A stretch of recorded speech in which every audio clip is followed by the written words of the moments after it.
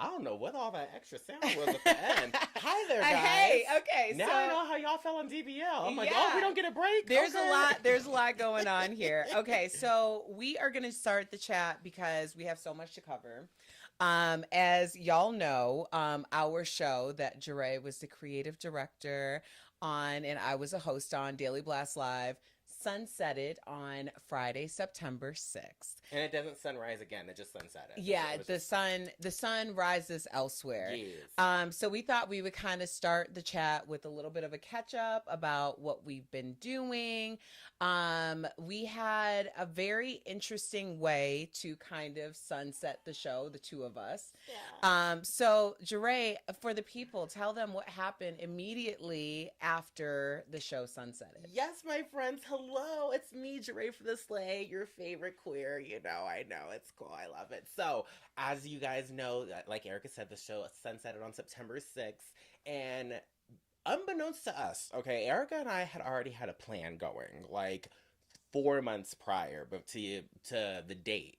Back in May, we had decided we're gonna go to New York and we're gonna go stomp the streets. And Erica had something on the rise that we were like, well, let's just go. And the way Erica and I move typically is we put something into the universe and we don't know if we're going to get it, if we're going to get approved, accepted, if someone's going to call us, nothing. But we will buy a ticket and book the hotel with the thought process of it's going to happen. Because if you put it into the universe and you believe it, you will achieve it. That's just what it is. So we booked our tickets in like May to go to New York. And in June, we found out that our show, Daily Blast Live, after 7 years, was being canceled. It was unbeknownst to us that the same day it would be canceled would be Friday, September 6th. And we weren't changing our schedules just because the show was about to end. In fact, we was looking for employment. Yeah. We thought this would be an excellent time for us to go stomp the streets. And like a month and a half after we got all of our information that the show was ending, Erica got an incredible email that she was accepted into what, my friend? I was accepted into the Goldman Sachs 1 Million Black Women Black in Business program. So I was super excited about that because I had actually applied for this program before we knew that the sun was going to set on TBL. Months before. Yeah. And it's a way for me to scale my production company, Comeback TV Presents. And I am really excited to scale. And essentially, we are going from business to consumer to business to business. So now I am working with corporate clients, and I just wanted to be sure that our company was set up in a way that we could meet the demands of the corporate world. So getting accepted into this program has been an exceptional experience.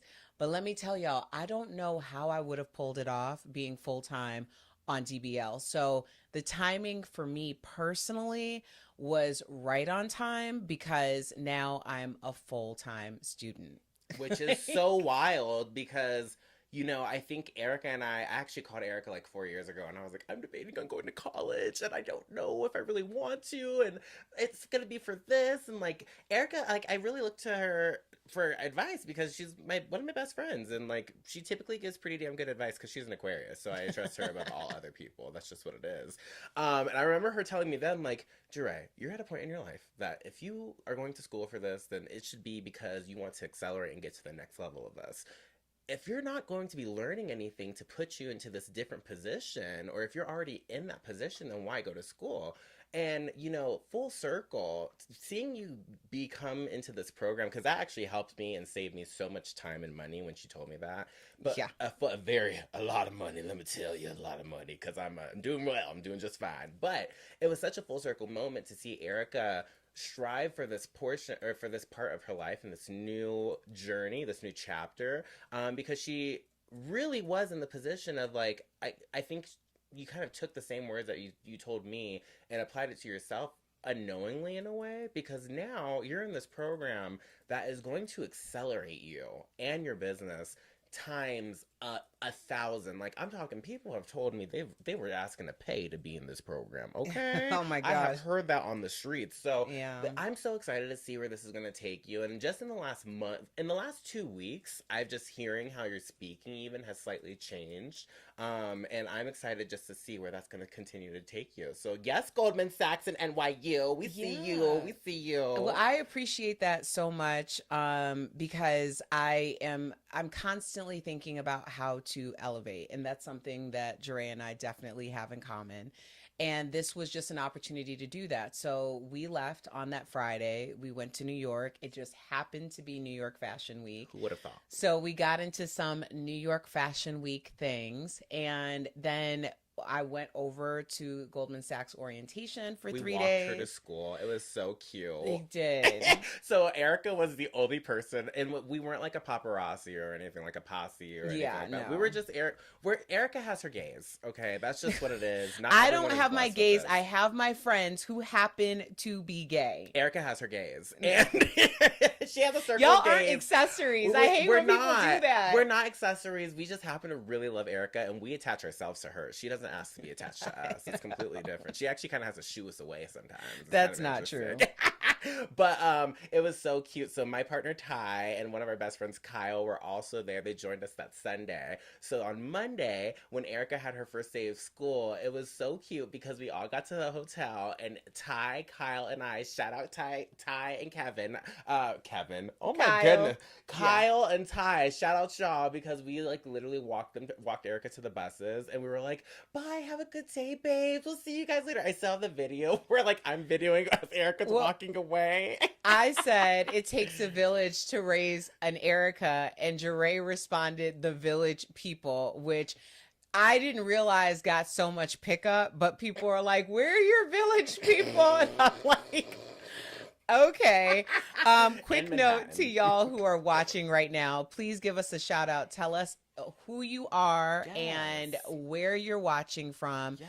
We would love to say hi to you. But yeah, so from Monday to Wednesday, we were in New York in the World Trade Center district. Now that is important because Wednesday happened to be September 11th. Mm-hmm. Now, for those of you who weren't necessarily following me on that day, it was very palpable. You know, a lot of people outside of New York or outside of the areas, DC, that were affected, or people who are younger, don't really have the same connection that we had to 9/11 when it happened. Mm-hmm. And it was very surreal to be in that area, just like a block away from where the World Trade Centers were, where the memorial is now. So that caused a lot of issues moving around that area. But honestly, like, it wasn't anything that wasn't able to be handled given the situation of the reason why everything was barricaded and blocked. But it was also so interesting to be in New York during that time because you have like first of all, it's New York. The city keeps running no matter what. It's just what it is, right? However, you have this like X amount of people who kind of treat this almost like a holiday, 9/11, a day of remembrance, very similar to Pearl Harbor, if you may. But then it's interesting being an adult now because you also have half of New York who is Gen Z, who does not know, who didn't experience. They know what happened, but they didn't experience what happened. And just riding the subway trains through that day, it was very interesting because you could see the dichotomy of the people who were older and who experienced it, myself included. I literally flew from LaGuardia actually a week before 9/11 to come back home. So it was I could feel that energy. It's very much something I remember. But then you have like these 18 to 23, 24-year-old group who very much have zero clue. And these young adults are like kind of popping through New York City like, why is everyone pausing? Like, what's good, you know? So it was interesting to experience both sides. But for someone who did understand and know, I was 6 years old when 9/11 happened and watched it on the TV. Remember the teachers hiding us under desk and telling us to like take cover because we just didn't know what was going to happen next. And living in Colorado Springs, thinking that something was going to happen at one of the bases around us. It was a very scary time, but interesting timing to be there for sure. Very interesting time. But I mean, overall, overall, like, even that day, it was a day that you are pausing down. You're watching people at this point, parents who lost children, with their posters. I mean, it was something. It was a very humbling experience. It was something that I felt honored to observe. But that was a part of the experience in New York. But then, much like you said, the city and, everything keeps going. So we left that area. We came back to the original hotel that we were staying at, which happened to be Times Square because it was a central location, and which created like a lot of opportunities to do things, but also it's the middle of Times Square. So essentially, Jaray and I were together in New York for a full week. Which was bananas. For those of you who are following either one of us, we checked in every morning as we were doing the slayage. Yes, honey. Yeah, we had so much fun, so many great memories. And then on Friday morning, Jaray was at my hotel room at 4:30 in the morning to do my beat because I was going to the White House. Honey, when she said we have to do a slayage look, a Jaray for the sleigh beat down, baby, for the White House, I said 4:15 a.m. I'm ready. I was up like this. All right, let's go. Yes. Because this was my interview, too. And I love you. Don't get me wrong. You know it's just what it is. I love you. I know. But my good sis, my lead, my bestie, my good Judy Erica was going to the White House. This face that I have masterpiece for the last 7 years. Erica was a walking interview for me, darling, because let us not forget who is on the ballot. The Madam Vice President, Kamala Harris. Baby, this was my opportunity to be seen, okay? All I needed her to do was turn around. I needed Kamala Harris just to turn in that room and see my beautiful sis, Erica Cobb, shining like the diamond she was. Now, did you see Kamala Harris at any point by chance? Kamala was not there. So it's okay. It's fine. It's fine. It's fine. I'm not mad or anything. No, but there were so many other faces and profiles of Black excellence. I saw on that day. I was like, all the Black people here today. All the Black people. I mean, it was incredible. I still feel so honored to have been a part of that. Shout out to Dr. Ajua B. Asamoah, who is the founder and leader of the Crown Act. She wrote the legislation for it, and she invited me to that event. I had so much fun. It was like the most surreal experience, and I am super grateful to have been there. So nice. And then the next day, I went to the Black Congressional brunch. Yeah, Black Caucus, Congressional Black Caucus brunch. Lord have mercy. There we go. So I went there, and then I flew out of DC, and I came home, and I was like, what is life? Honey. Because we left on Friday after the show. We hadn't been in Denver since the show ended. For a week. So it was like a very weird time. It really was. And you know, for me, I left that day, that Friday. I left much later in the day after Erica. We saw some amazing friends that Erica and I just so happen to have mutual friends with from over the years and things like that. And for me, I came back that Saturday, working my tail off, just jumping right back into the game of doing weddings for a full day. Same thing Sunday, doing weddings for a full day. And that Monday, I started a brand new role in a completely different field from what I've been doing the last 7 years myself. So for me coming back to Denver, I immediately jumped into a position called a sales and education executive with a brand called Murad Skincare. So that's MURAD. Shout out Murad Skincare. Shameless plug. We ain't mad at it, baby. And what this is that I'm actually overseeing sales and education for this company, Murad Skincare, over Ulta's and Sephora's. And crazily enough, this isn't new to me. I actually did this before I worked at Daily Blast Live, working as an account coordinator or a brand manager over a territory. But this is the largest territory I've ever gotten, being the Rocky Mountain territory leader.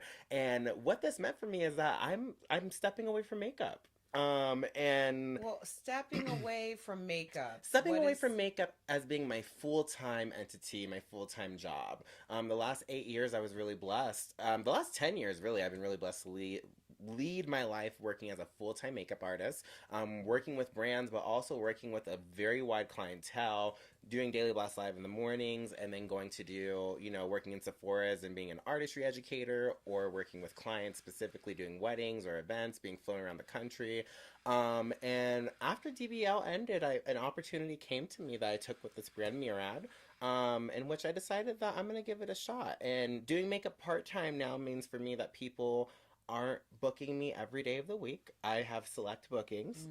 Only the people who have been working with me are able to book me on the fly, essentially. So if you haven't been around the last 7 years, baby, you got to get in line. Okay, that's just what it is. I don't make the rules, but I do make the rules, actually. Yeah, I do make the rules. I do make the rules. But it's so that I can, focus on this part of my life. And I'm looking for my next big boy role. These hands aren't going to work forever, unfortunately. So I jumped into this role and have been in LA actually the last couple days, and Manhattan Beach. Shout out Murad corporate team. And starting this new path in my life while balancing my makeup company, my makeup business, and it's a lot of different hats I'm wearing. So I'm working part-time as a makeup artist, I'd like to say. Yeah.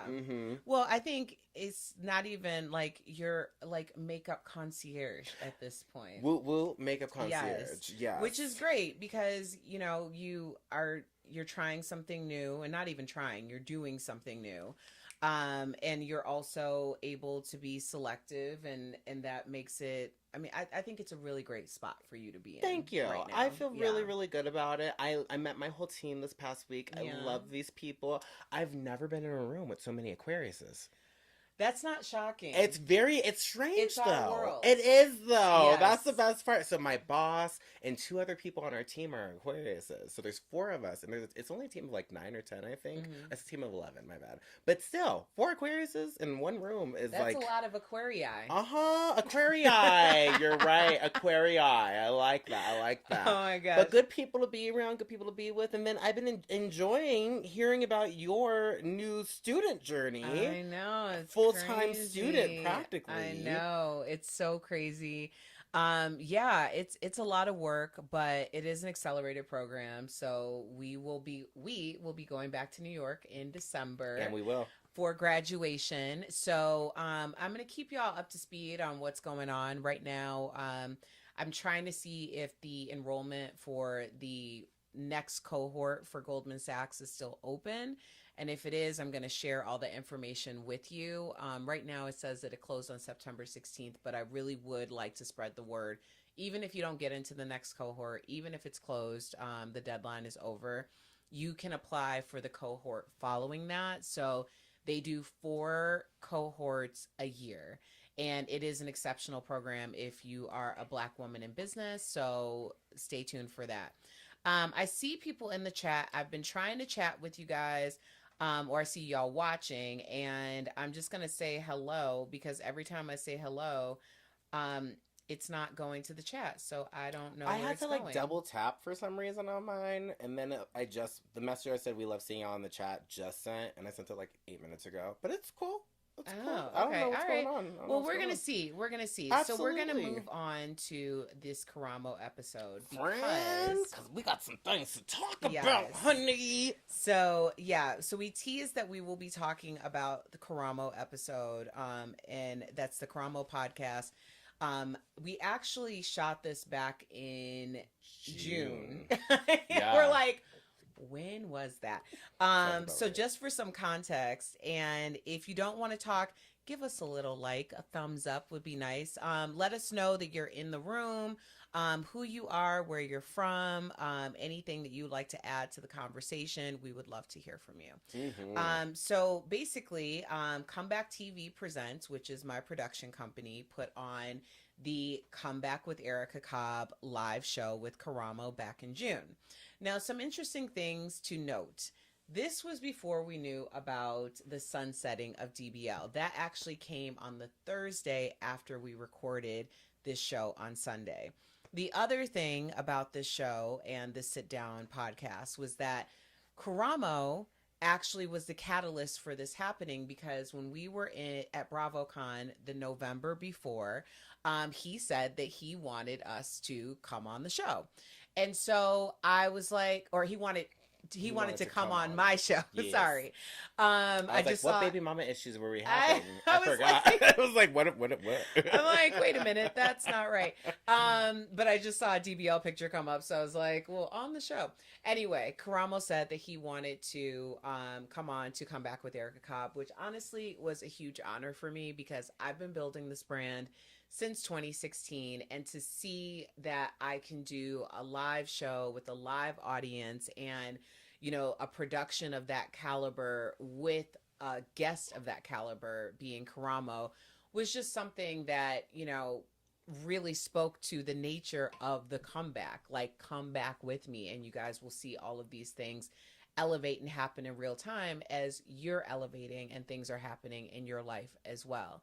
So just the genesis of how this started was already so special. But what do you recall about that day, Jaray? That day was there were so many moving pieces to that day. I think one, but the crazy part is that we did another live podcast event there. No, we didn't do it there. We did our last 2 live podcast events, right? So we did Claudia Jordan first. And then that was at a different location, but I think we had the recipe down, so to speak, on like, how does this need to move?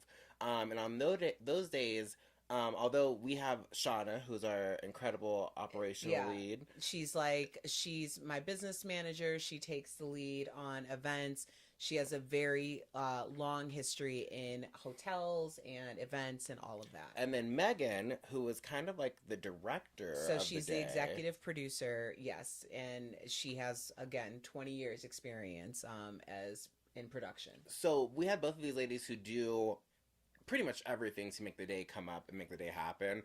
And kind of what happens on these days is that when I glue everything together. I am the glue, okay? So on these days, I kind of run around and find all the different pieces of the event that needs to kind of be mushed together. So typically putting together the front and making sure that we have the right team there. And I'm just the glue. That's just what I do. And yes. that's my title, glue. And well, it's everything aesthetic. So you know, it's really important that these events look a certain type of way. And what's really important to me is, over the years, I've kind of been known, especially on the show, as the hostess. Like, I like to throw parties and events, and I like for people to feel like they have been thought of. So Jaray is definitely like on those days, because not only am I the producer of the event, but I'm also hosting it. So it's very difficult to have your head in all of these different things, and Jaray definitely steps in on that role to make sure that everything on the outside is looking as copacetic as on the inside, which is just your brand in general. That's pretty much just what I do, baby. Yes. That's just what I do. I just take care of all the odds and ends and make sure that everyone's smiling and run myself ragged. But it's a good time. So that day, it was fun. There was so much going on. We got everything set up in advance that day too, which was really awesome. And I think that's the biggest thing I remember is that, like, there was this big sigh of relief.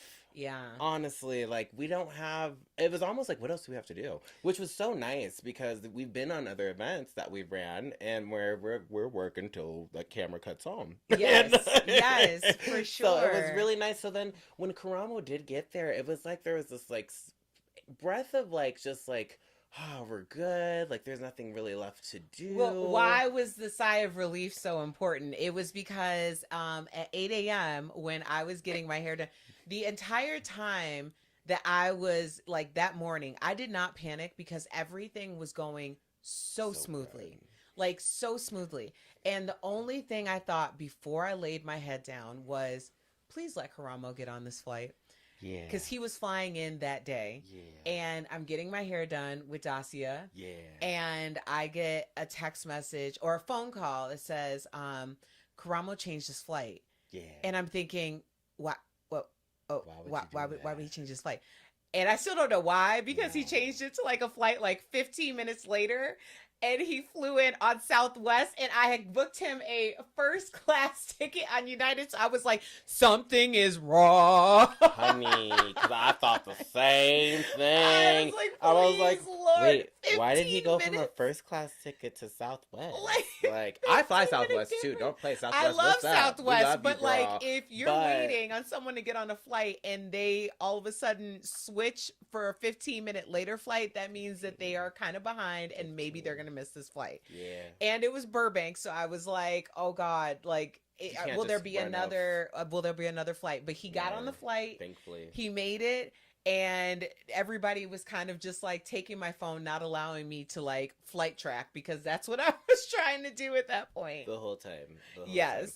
But we weren't even late that day. Everything was on time. right he on actually time. got in right on time. He did a quick little touch up. Shout out Karamo, your little favorite makeup artist over here that's not working on your show, but it's fine. I love you, boo. And his skin is just incredible. That's one thing. So there's sometimes that like celebrities you'll see and they look nice on camera, but they don't really look that nice in person. Karamo has the most beautiful velvety skin and zero pores. And shout out to his injectionist, because the Botox be sitting right, baby. He said he made a point of saying he has not toxed yet. Anyways. He said he hasn't well, I haven't either. That's so nice for you. What are you trying to say? That you haven't done any tox, and I'm so happy for you. I'm going to go with what the man said. Karamo said that he has not had any tox, and I am going to say that. What are you doing? Why are you trying to be messy? What are you talking about? At Jaray for the Slay Me, boo. Whatever. Oh my gosh. Okay. I proudly get Botox, and I'm fine with it. And I think everyone should. Black does crack. Let's be real here. 100%. Black does crack.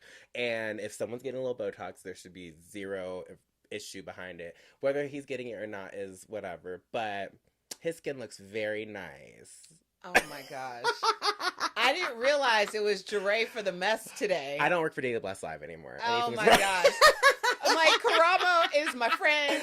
He came out here and he promised me, and we'll get that to the end. He was like, who should we have on next? So we'll talk about that later. Yes. Okay, so going through the actual show, because what ended up happening were a series of events that just were not produced. Bro. And it's a produced production, because one, we have a time that we have guaranteed or said to the venue. We have a time we have to get Karamo back to the airport. Mm-hmm. Everything runs on time. And so I kind of know what the flow of the show is going to be. But when you have a guest like Karamo and they're in-house with a live studio audience, things happen.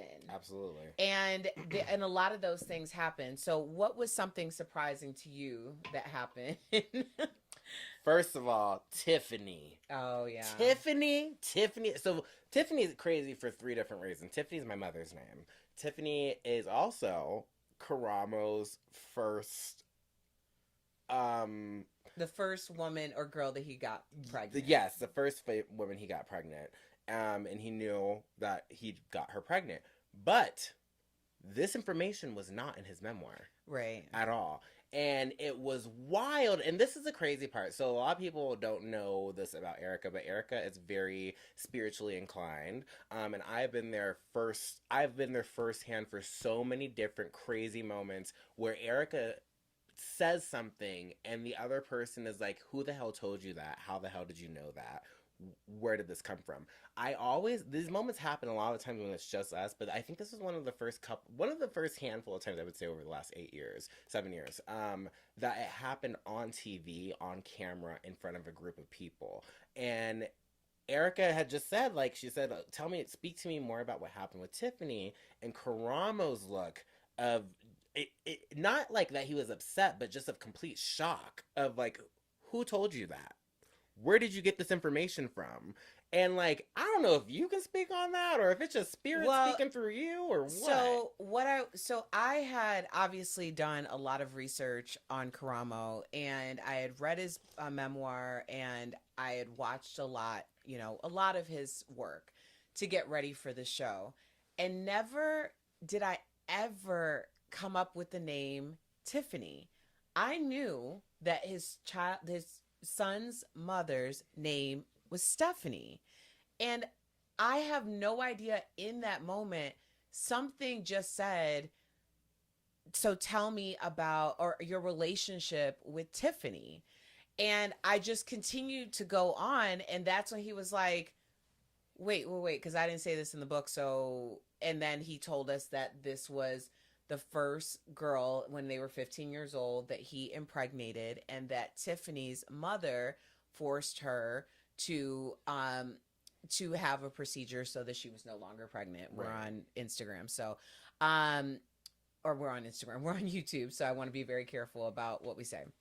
And so basically the pregnancy was terminated, and he had never spoken about it openly or publicly. And for some reason, like, it was almost like I said it and then he said that. And then I was like, where did that come from? Because I knew that the mother's name was Stephanie.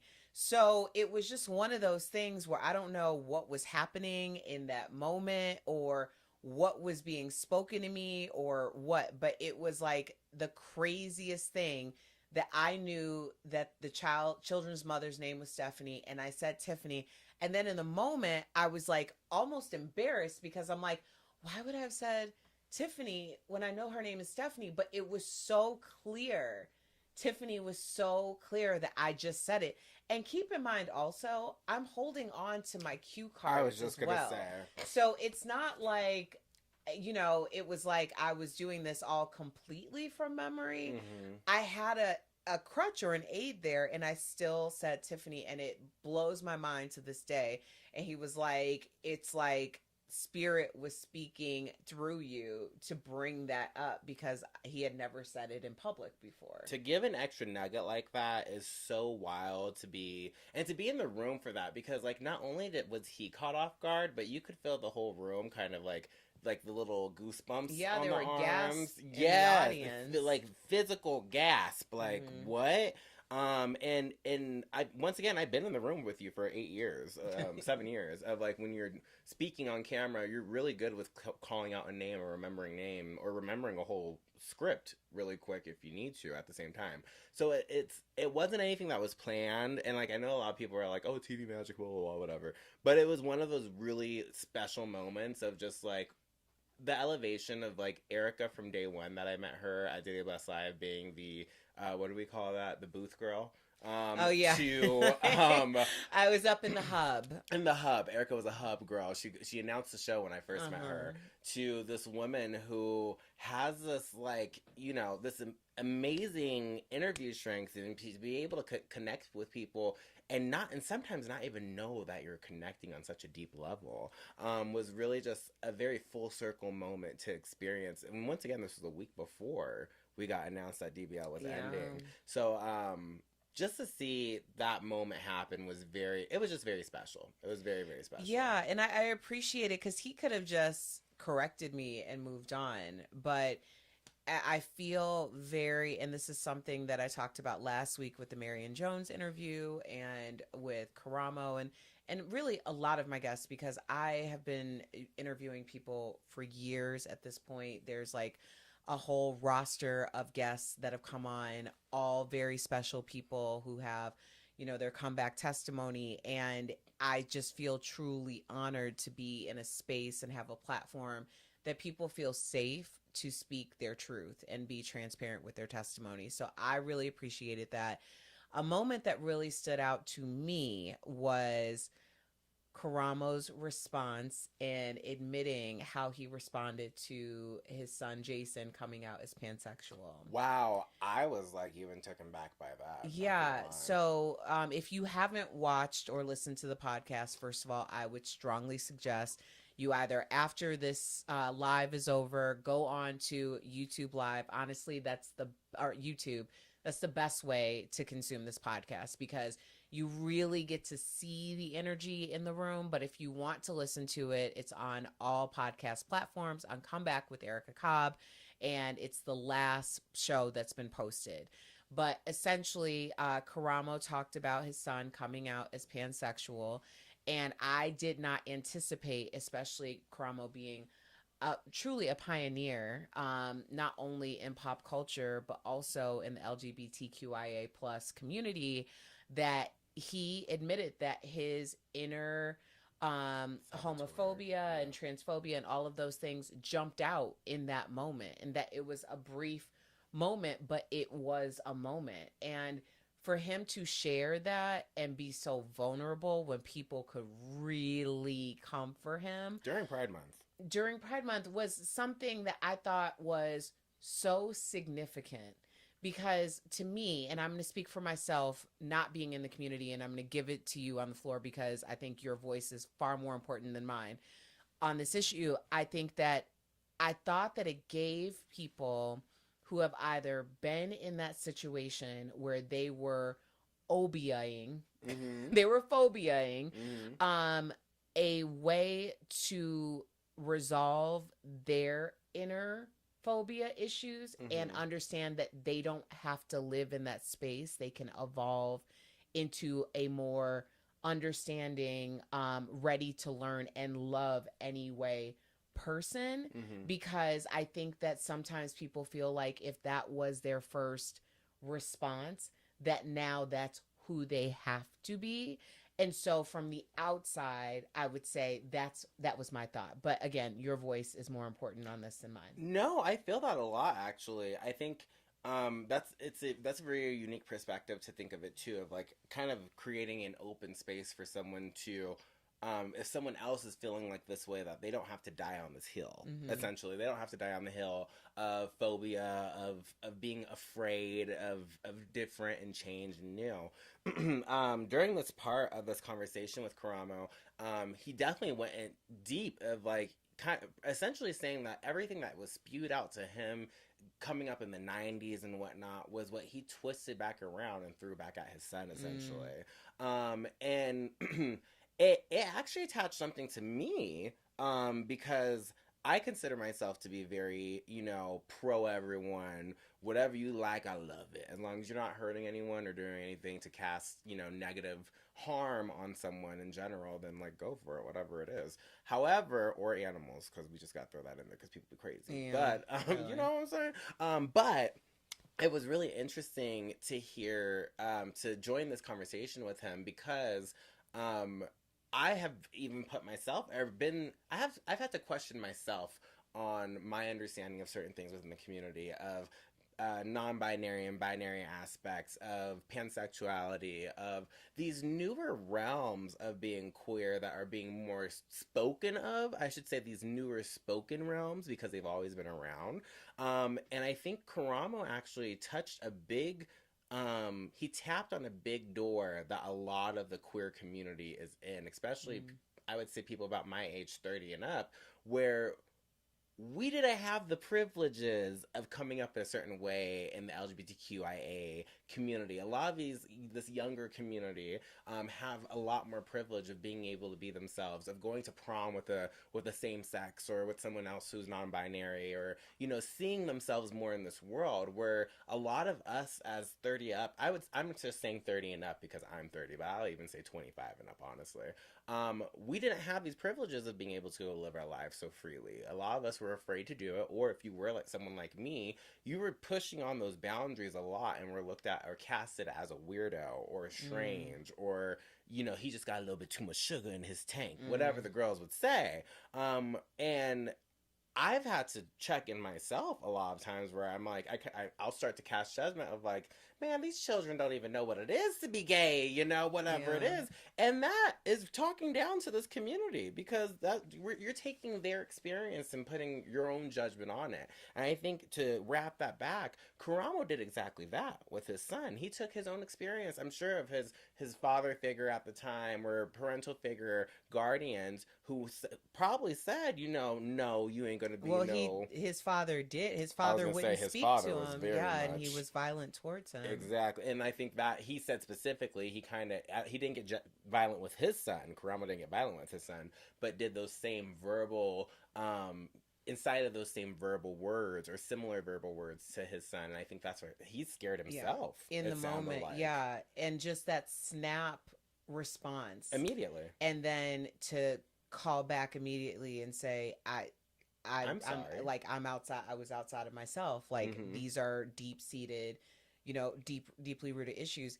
I really appreciate your explanation or your feelings about that moment, because it was, for me, I felt the air in the room come out, Mm-hmm. because we had such a diverse representation present, and Absolutely. you could feel like an immediate response to I what he was mean, and saying. to your point, we had people from our Denver community of Youth Scene, which is literally an advocacy program for queer and LGBTQIA youth. There was children there. And when I say children, I mean people who were like 14, 15 years old. They're not true, not legal guardian or legal age, I should say. But we have youth there, and I think, kids that I know, and with their parents, nothing crazy, but you could feel the sense when I looked around the room of like kind of people who were like, Yeah. he said that, like, Yeah. and I think the conversation though was wrapped up with a nice bow on it at the It same time. That's what's so important. One, to me, it was, I'm sorry, I don't mean to cut you off, No, because I no, think no. I felt like that was it's he's such a great orator. Yes. Like, it wasn't anything that was planned or like for shock and awe, but he really took us on this journey of, there was like a very high, and then I asked that question and we went Yes. like a roller coaster, Yes. and then it was like a like creaking back up, and we ended on a high, Mm-hmm. because I thought that, he explained it so eloquently about being like, first of all, I thought to myself, how many times have I snapped to the absolute wrong thing? And a lot of it is coming from deep seated something that was put on me Mm-hmm. that I didn't realize I hadn't dealt with. And now I'm lashing out at someone else because of my own pain and my own anger and my own unresolved. Yeah. Like, when you say, you're looking at the youth of the LGBTQIA plus, sometimes thinking like, you didn't have it as hard as we had it, or your experience of growing up gay is very different. I always brought this up on the show about how women do that to each other. Mm-hmm. You get like, I am super unimpressed with the aunties who want to ensure that because they had it harder, which I am not taking away whatsoever, that they are responsible for inflicting the judgment or the barriers or whatever that looks like onto younger women. And I am so intentional about not being that way, because I can see the faces of women who have absolutely been, when we talk about in the corporate world, or, breaking the glass ceilings, one thing that we really did not cover in all of that was how those ceilings are not necessarily sustained by men. How those ceilings sometimes are sustained by hating women who want to make sure that because they had to do X, Y, and Z to get there, that they're going to put you through that barrier because they see that other people aren't putting you through that barrier. 100%. And my feeling about that, regardless of who the demographic sector that we are speaking of, is I don't want you to go through what I had to go through. Period. To get to where I am. No. I don't want that at all. It seems like a waste of time and a hindrance to progress. Absolutely. Because ultimately, there are going to be some things I don't know about, I don't specialize in, I don't do. And it's up to the next generation in order to ensure that someone who fits my demographic is represented in these spaces. And why? I'm tired. Okay? 43 and tired. I'm not trying to carry this load. I'm trying to get to a place where other young women are with me. Yeah. Like, with me. And I can help shepherd them into something greater than what I ever had. So I understand the sentiment. I haven't always had this, feeling. I certainly have been guilty when I was younger of feeling like it comes from a lack of the idea of feeling like there is something for everyone. Absolutely. Like wait your turn because I'm here now. If you get to this place too fast, well, now you're competing with me. And that's just untrue. Which is so interesting that this is just a completely side note, but right before I had a couple meetings today on my day off, and I was speaking to one of my coworkers who is over in San Francisco. Shout out Selena, girl.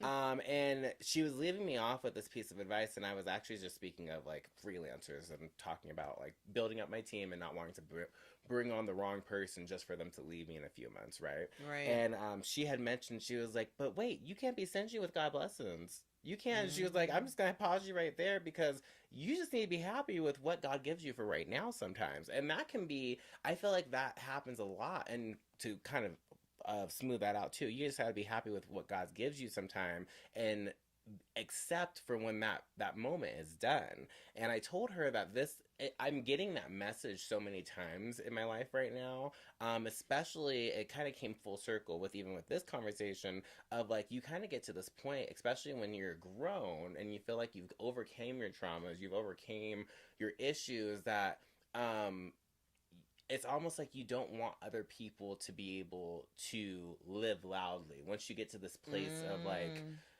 of feeling comfortable with where you're at. And sometimes that being comfortable with where you're at isn't growth. Sometimes you just are accepting with just where you're at, right? And you can kind of accept that challenge to the next step to say like, well, I can let other people in here. I can accept other people for where they're at and accept who they are and just accept it and grow with them instead of creating this hindrance of like, well, nah, that doesn't make sense in my mind. So that's not going to happen for me. Right. Okay. I'm going to hang on because we're going to loop back to you don't want other people to live loudly, because I want to say hi to the chat. I don't know why on my laptop here I cannot see any of your messages, but I can see it here.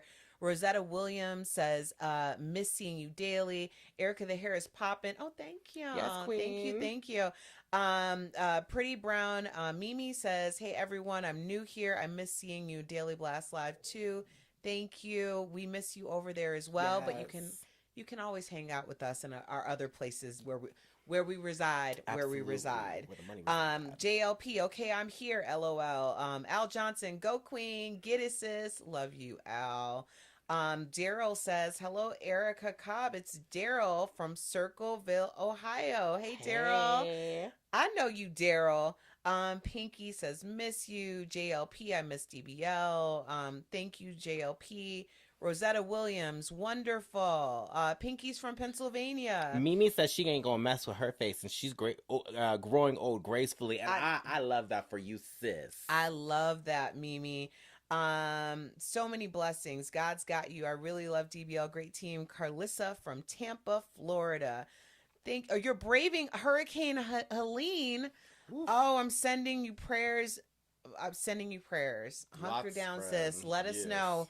We'll ride it out with you for the next 15 minutes, but then we're going to have to communicate via Instagram. And we will.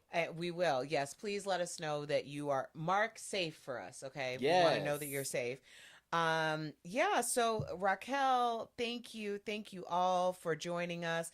This has been a really great conversation. We're going to continue on because I do want to talk about the idea of, we didn't even know we were going to get into this, but living loudly. Mm-hmm. You don't want to necessarily see other people living loudly.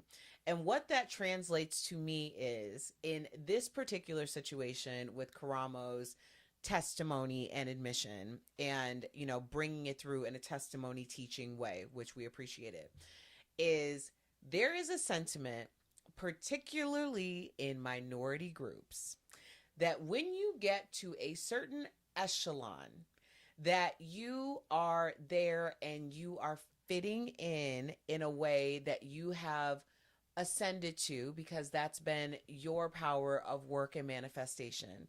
And you don't want somebody coming up here, essentially, I'm just going to say, quote unquote, clowning. Mm-hmm. You see it with women. You see it in the LGBTQIA+, that if people are living out loud on their own terms and capacity, then all of a sudden they're bringing unwanted attention to your marginalized community. Mm-hmm. whether you want to look at that way or not. And it's interesting to me because I see women my age, older, some younger, but it tends to start around my age, around the 40s, where we're looking at these young women who are leading in their industry, but they're also very sexually facing forward. I'm thinking WAP and Cardi B and Meg the Stallion. How much backlash and disappointment they received from people who look like them. Maybe older, but look like them. Also, someone else who probably I feel like gets this a lot, that is a new favorite person of mine, Dr. Kelly. I think Dr. Kelly probably gets that a lot, and I could see that. And she hasn't spoken about it in depth by any means, but Dr. Kelly is this beautiful, divine goddess walking among us. And she is in her 40s, I want to say, or so. And she's a mom, and she's a dentist, but also like a model. Yeah. And literally, this woman was walking in like a Victoria's Secret angel wings for New York Fashion Week, rocking her body. And she did mention this briefly when we were we did a Friday night little event with her too, that on our first night there, about how there are some haters out there that be hating sometimes just because of how she carries herself. Right. And even though she takes care of hers and herself just fine, her children are just fine, her husband knows what's up. But people love to talk on it for some reason. Well, I think that for a lot of us, myself included, we were told that in order to be successful, you had to get there a certain way. You had to be a certain way. You had to look and carry yourself a certain way. So anytime someone ascends going against those same, stipulations that were put on us, there are people who have a lot of issues with that. I mean, I've definitely felt it in terms of just being an industry interrupter by being the first Black woman or the only Black woman on a platform, in the room, in the building. Like, it's a sense of, well, this was never meant for you, so why are you here? And then there's like a criticism about everything about you because that's not how they got to where they are. Absolutely. And the point is, at this point, especially in this world of transparency and people being able to find alternate ways to make a living and to be themselves, that's breaking that mold and glass ceiling that we had all had to abide by. Yeah. So it's almost like either get in line and understand or get run over. Right. And I mean, this conversation, that wasn't the nature of how that conversation started or went on the podcast, but it does lead into all of these subsections of those conversations because we all understand it. We've all dealt with it, or sometimes you've been the perpetrator of said conversations. 100%. I mean, and this goes as topically as even like looking into the drag world, right? Drag queens are famous for doing this for years of saying like these new queens don't know what it is. These new queens can't twirl with us older queens because they don't know how to glue their hair down right. They don't hit pad. They don't do the high heels. They don't do the big MAC makeup. They're too fish, the girls would say, things like that, where there's in the last 10 years, I would say there's been this really big push for anyone's drag is acceptable. Now, what you getting paid to do on the stage, that's different. What you showcasing as an entertainer is different from what your drag is being acceptable of, right? And I think that goes the same thing in a workplace. Yes, be yourself, be out loud. And I find that this conversation happens so much more in professional workplaces more than anything for some reason. So that's why I take it back to workplace. But I feel like a lot of times we get to this place of where we're all like, yes, be yourself, do what you're going to do, whatever, until you get into a workplace and you see that person who may have been with the company for 10 years and they see you as a threat sometimes of living out loud, living boldly. When sometimes, and I just want to talk to that person, if you are the threat, baby, if you are the person who's disrupting, who's causing change, keep going. Absolutely. Keep going. Absolutely keep going. Because you're what they need. You are what they need right now, probably. And that was another theme that came up during that conversation with Karamo was there is enough for everyone. Absolutely. There absolutely is. Mimi says, I love those young ladies. They are bold and unafraid. The backlash is envy and quite a bit of jealousy. Someone has to be the first. I was once, most of us have. Absolutely. I appreciate that because it is so true. I will say this though, because we are preaching to each other the choir, the Hallelujah Hallelujah. choir. Hallelujah. Hallelujah. But let me talk about very briefly because there are always two sides to every story and every equation. So it isn't always like sometimes when you have experienced that, and as a younger generation or as an industry interrupter, or all the things that I know I have been, you start to get in your mind because you have a chip on your shoulder that everyone sees you this way. Everyone sees you as a threat. Everyone sees you as someone who, is potentially going to take their job and they're going to try to sabotage you. It is such a delicate balance because the truth is everyone doesn't see you as a threat. Everyone isn't trying to sabotage you, and you can actively sabotage yourself by moving in the capacity, believing that everyone is out to get you, they're jealous of you, they want to sabotage you. So I do want to throw that in there because I have experienced both sides of this equation where it's like sometimes people really do have your best intentions, but they can't have better intentions for you than you have for yourself. So that's your comeback gem from me today, because I do feel like I understand how we start to write and play these stories in our heads, but sometimes you're actively playing yourself thinking that somebody else is playing in your face. That's so true. I've ruined, I don't think I've ruined relationships, but I've definitely ruined opportunities by thinking that, oh, no, this isn't, they're not being real about it, or they don't have enough money to really do this. And come to find out, 2 weeks, a month later, someone else took that gig, and I'm like, damn, I should have showed up for that one, And it happens in so many different pieces of your life. It's walking that fine balance, and that's where I think it's really important to stay in tune and check in with yourself. If you can't check in with yourself, check in with your girlfriends, someone that you know and trust, your mama, if you know and trust her. Not everyone knows and trusts their mama though, so I get that at the same time. Well, but sometimes people's mamas be hating. It'd be your own people, not mine. Not mine. Tiffany, we see you, girl. Yeah, and Mama Nell, we see you, girl. We see y'all. But yeah, it'd be your own people sometimes. I'm over here looking at the chat, and I saw Raquel was saying, "Preach, I walk my walk because no one else can do it like me." I know that's right, friend. She said 51 and loving me. I know. That. I hope to be there too. I feel that, friend. Nasilia says, I'm so glad I caught this. Nasilia, I'm so glad you caught this too. She says, that's true. You can get in your own way. I remember at one point I found myself dumbing down my spark in hopes that no one would notice me, because if they didn't notice me, then I wouldn't have to worry about being sabotaged. Isn't that like that? We understand, because you think that you are trying to come up, you're troubleshooting a way essentially to survive. Yes. Let's be all the way 100. And, I think that it is important that we troubleshoot ways to survive. But while we're troubleshooting ways to survive, we also have to be very aware and make room for the fact that we can thrive and we can have both of those things happening at the same time. But I think those are exercises that are muscles that we have to build and muscles that we have to work on. And by having open conversations and dialogue, having a tribe, like the one that we're having today, like the one that I was fortunate enough to have with Karamo, is so important. Well, we are winding on down. I do suggest that you go on over to my YouTube page. I mean, you're on it, but go and watch the Karamo episode.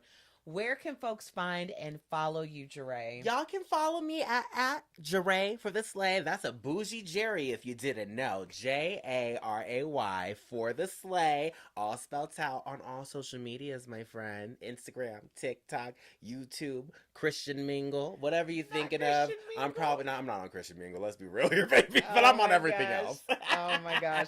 And they can see you and support your... Yes. You guys can come see me at in Ulta's and Sephora's across Colorado and Utah. And if you're not in my territory, still go support my coworkers across the country by purchasing your products in store. This holiday season, make me a promise you'll come see us in store. Don't let .com take our jobs away, baby. Okay, for real. At Murad. Yes. At Murad. Yes. And as always, you can follow me on at Erica Cobb on all platforms, except for TikTok, which is at I am Erica Cobb. And we so appreciate you rocking with us. If you're in the car and you want to listen to the podcast, go to Come Back with Erica Cobb on all podcast platforms. Until next time, thank you, Jaray. Of course. Till next time, boo. We'll see you guys.